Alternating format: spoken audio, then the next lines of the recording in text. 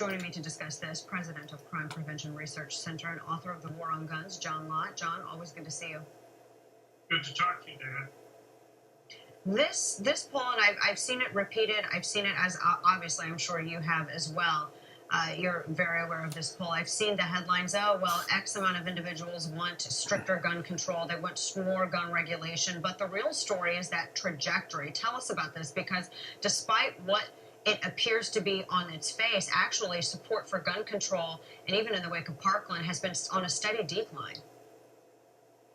Well, I mean, since February, it's gone down 6 percentage points, which my view and your views is that's an improvement.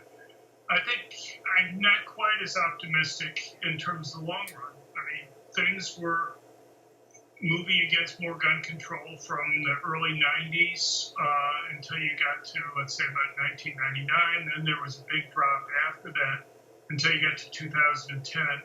And it's been gradually going up since about 2012, 2013, or 14, depending upon which survey you look at. And unfortunately, I think the money that Bloomberg has been spending on things is having some impact. It's true, it's down from its peak, but it's still up from what it was 6 years ago or so. And what Bloomberg has done, he's spent literally hundreds of millions of dollars trying to go and fund gun control research and public health journals. And he knows that when those studies get publicized, they may get in a dozen newspapers or 100 or even 1,000 newspapers, people get bombarded time after time with what I regard as pretty poorly done, bogus research. And it has some impact, because if, it's not like the media is going to go and cover studies that say that having a gun saves lives on that, just like they go and they give, I'll give you an example of the selective way that they do surveys. There's one survey out there, the General Social Science Survey, that shows that gun ownership has been falling since the early 1970s. Most other surveys don't show that. In fact, while that GSS survey will show that about 32% of American households own guns, this year there were two surveys, one by NBC Wall Street Journal and the other one by Monmouth, which showed in the high 40% range for households owning guns. Well, which one do you think they give publicity to? They keep on going to the one that shows relatively few people do it, and they know that if they keep on repeating these things, they'll make gun owners feel ostracized, that they're somehow in the minority. I mean, even the 47, 48%, I think, underestimates it. One, you have sizable numbers of people. In one of those surveys, 7% of people refuse to even answer the question. Well, some of those people may have owned guns, but they just didn't want to go and tell the pollsters that they owned guns. So there are other issues there, too.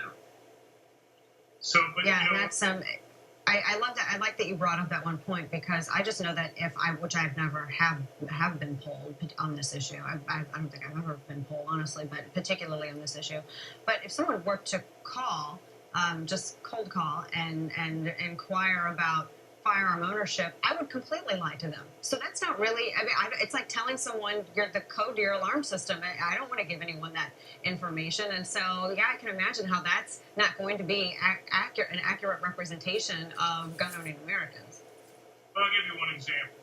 One big issue with a lot of these surveys is a big gap between married men and married women saying that they own a gun in the home. You'll find maybe about 15 percentage points or so more married men say that they own guns than married women. Well, is it just that the guys own guns and they don't tell their wives? I suppose it's possible, but another likely outcome is you have women such as yourself who just don't think it's anybody else's business to know whether they have a gun there in the home to be able to go and protect themselves and their families. And they may be more reticent than guys to go and volunteer that information to some stranger who's calling them up. And so, if you just were to assume that married women live in households that own guns at the same rate that married men do, you'd be adding about 7-8 percentage points onto these surveys. So rather than 47-48% of households owning guns, you'd have well over 50% would be owning guns. Right. Right. Yeah. No, that makes a lot more sense.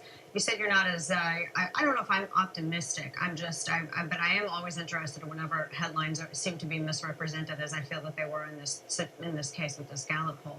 But you also brought up no. Sorry. Go ahead, John. I agree with you that there's a lot of bias in the media in terms of how they cover these things. And that adds to it. That adds to the blanket coverage that's from these Bloomberg anti-gun groups and all the money he spends. I mean, for crying out loud, he created a fake news entity to make it look like there was some unassociated reporting on the false stuff that he's putting out. The media takes them seriously. I mean, I don't know what to tell you on it. And it has an impact. You know, they keep on hearing fewer people own guns, or they keep on hearing, it's like, they'll go and say that 80 to 90% or 94% in recent discussions want to have these universal background checks, these background checks on the private transfers of guns. I look at when Bloomberg has put ballot initiatives up. In 2016, he had an initiative in Maine. He outspent his opponents by 3 to 1, and he still lost by 4 percentage points. In Nevada, he had the same type of initiative up on the ballot. He won by like less than 1 percentage point, but he outspent the other side by like 6 to 1. And so, it's just, if they were really 90% of people who supported this, he wouldn't have to be spending massive amounts of money compared to the other side and still losing, or just barely making it over 50%. And so to me, that's a much more realistic measure of whether people agree with what he supports and what they're pushing on these things than in these surveys. Because a lot of these surveys, there's really no kind of way to prove that they're right or wrong in terms of how they ask the questions. Right. Yeah, I've never seen anyone waste so much money as Bloomberg has for either so many failures or so minuscule a progression. John Lott, always good to see you, John. Thanks so much for giving us your time tonight. Thank you.